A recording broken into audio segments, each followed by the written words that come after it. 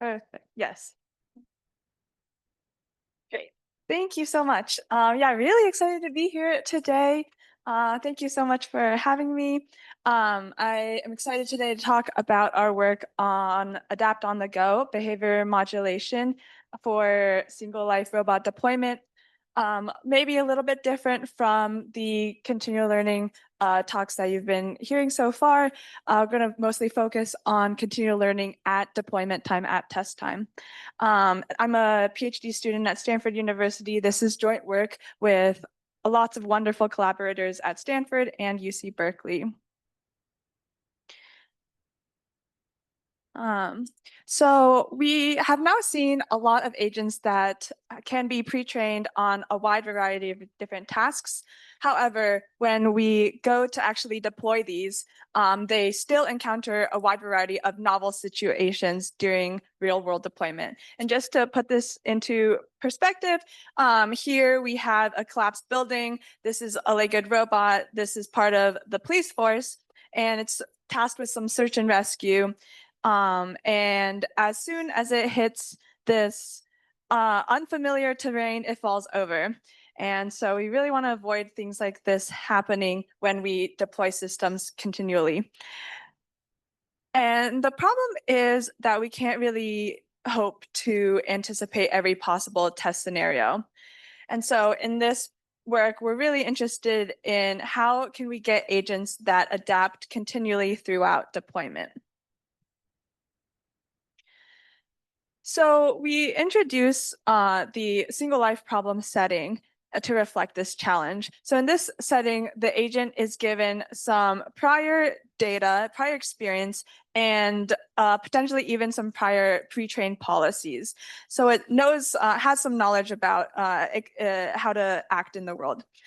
And then it has a single life where the agent continually encounters new, potentially out of distribution situations. And it must adapt to these new situations without human interventions or supervision. And it needed to figure out how to handle all of these within a single episode. So how might we try to approach single life learning? Well, one thing we might think about doing is just fine-tuning our pre-trained policies with reinforcement learning and just do this at test time. So here the agent has been given prior knowledge on how to run in an environment with no obstacles, and we evaluate its ability to adapt in a single episode with this environment with obstacles. And we're fine-tuning with RL at test time here. But when the agent makes a mistake and we see that it falls out of distribution, it can no longer rely on resets to recover. And so what happens is that this algorithm will just get stuck. And so these existing RL algorithms don't really allow us to have agents that really adapt that efficiently during deployment. And so to expand on this a bit more, why are standard RL algorithms insufficient for single life learning? This is because, well, they often rely on needing to retry the task often, and this is something that often will require human intervention or supervision. And the standard RL algorithms also don't leverage the prior experience that the agent might have that efficiently to adapt and learn quickly. And so in this work, where we take maybe the idea of adapting more efficiently by modulating between different prior skills. And so let's assume that we have some pre-trained strategies and behaviors, and each of these comes with a pre-trained policy, value function. We've trained it before. And the goal is that at test time, we'll be able to adapt to many different new situations by modulating between these strategies.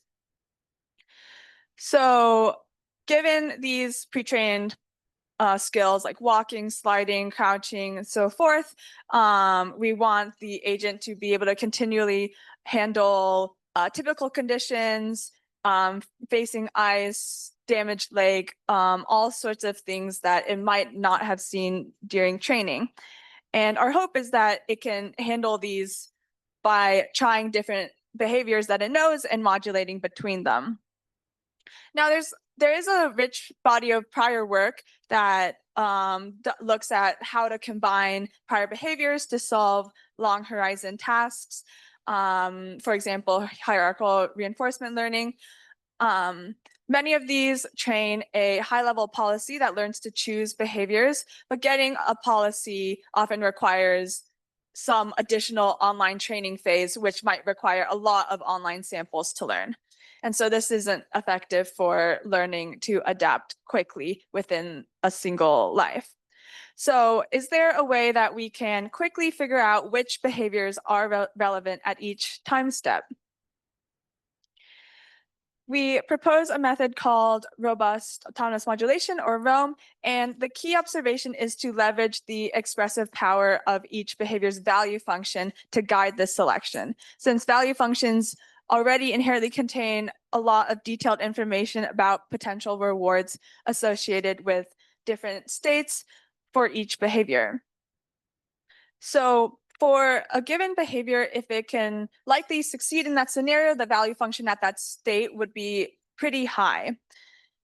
And the problem here is that if we naively use pre-trained value functions, this might not lead to high reward behaviors. And this is because pre-trained value functions tend to overestimate at out of distribution states. And we don't want one of the behaviors to mistakenly give a high value to a state just because it's never seen that state before and then be chosen. So with the existing prior data from each behavior, we're going to do an initial fine-tuning step and fine-tune the value functions with an additional loss that minimizes the overestimation of the values at states for which a different behavior is more suitable.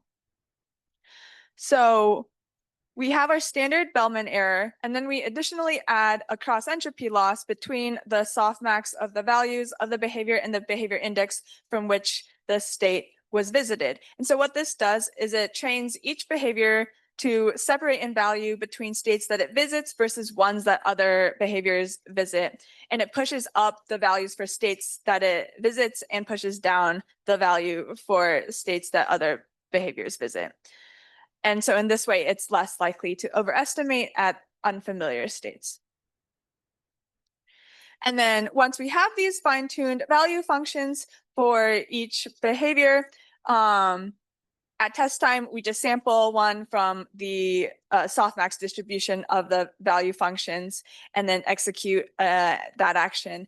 And then what we do then is fine-tune the behavior with the new data.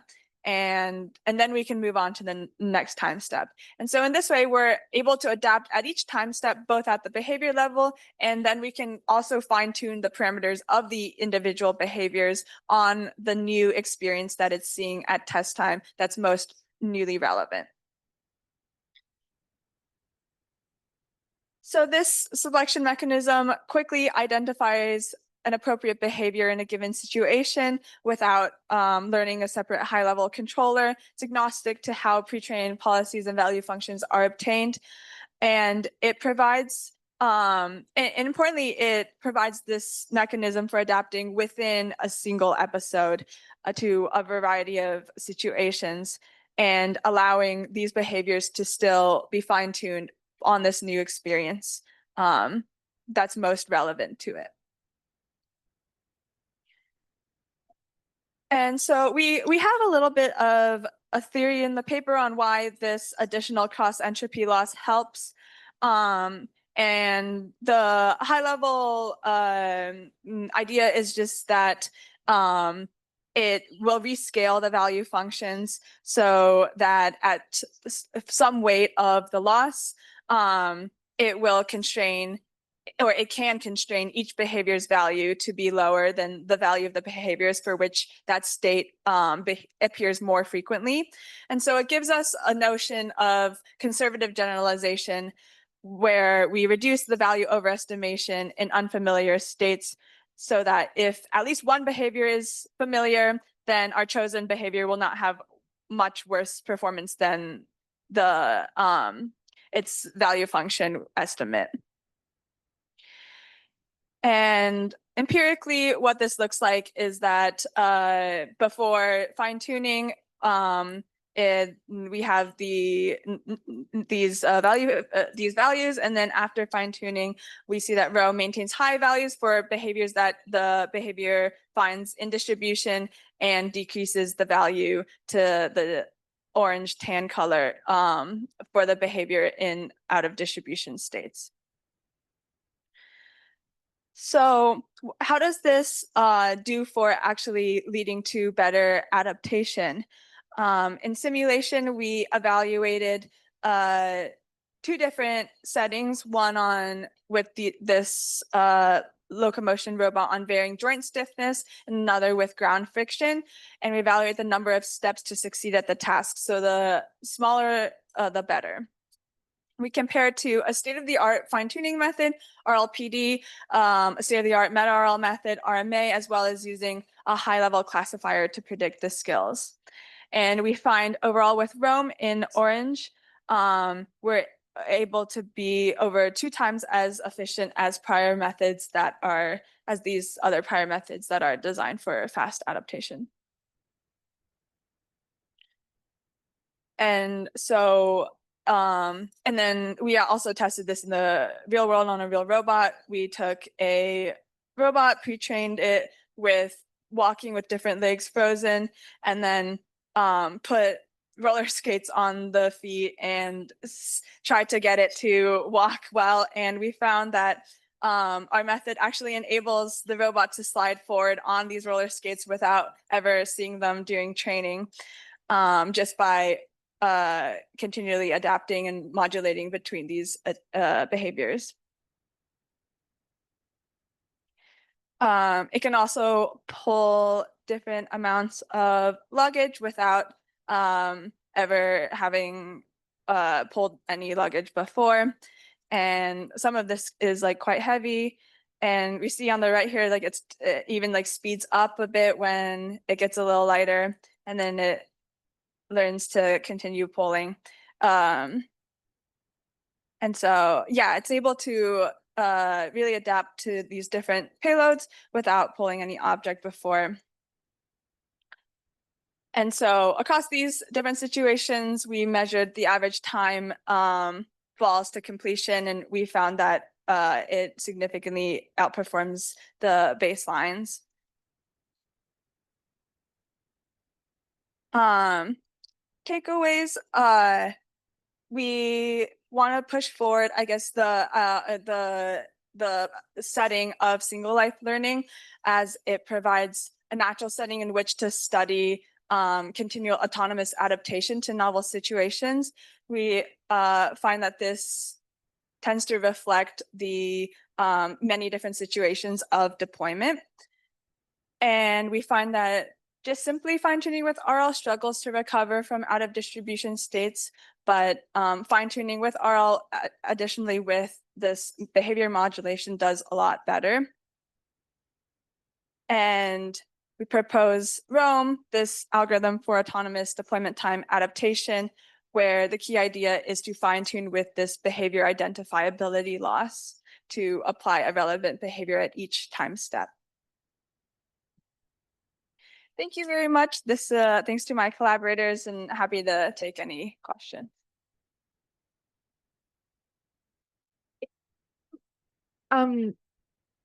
So the learning is, no, backing up. The set of behaviors and value functions that you're mixing over or switching between is kind of set pre-training, or can the set actually grow with single life learning, live experience? Yeah. So, right now it's set for a pre-trained set of behaviors and value functions. We find that fine-tuning those behaviors at test time also helps it learn. And we have like ablations on this in the paper. And that helps a lot with like improving the speed at which the algorithm ends up solving the task. But I think it would be also really interesting to see how can you add new skills over time. I have the forget-me-not algorithm might be relevant to this, but I'll send you a link. Definitely, yeah. All right. Thank you very much, Hanny. Andrea Sotoggio, Loughborough University, UK. This work reminds me a lot of something came out 10 years ago by Antoine Cooley. And I was reading in the paper that you cited them, right? But you don't have that as a baseline. So I was wondering if it's because it's 10 years ago and now it's completely outdated, or there are other considerations. Thank you. Yeah. I mean, definitely like there's so much prior work that this is relevant to and builds upon. I think for us, we just like had to choose like certain baselines that might like be most amenable to, I guess, the settings that we were testing. Definitely think though, there's other baselines we could certainly try out and compare it to as well. All right, thank you. Yeah. Let's thank our speaker again. And we have the next oral is by Fernando Hernandez Garcia. No. Oh, okay.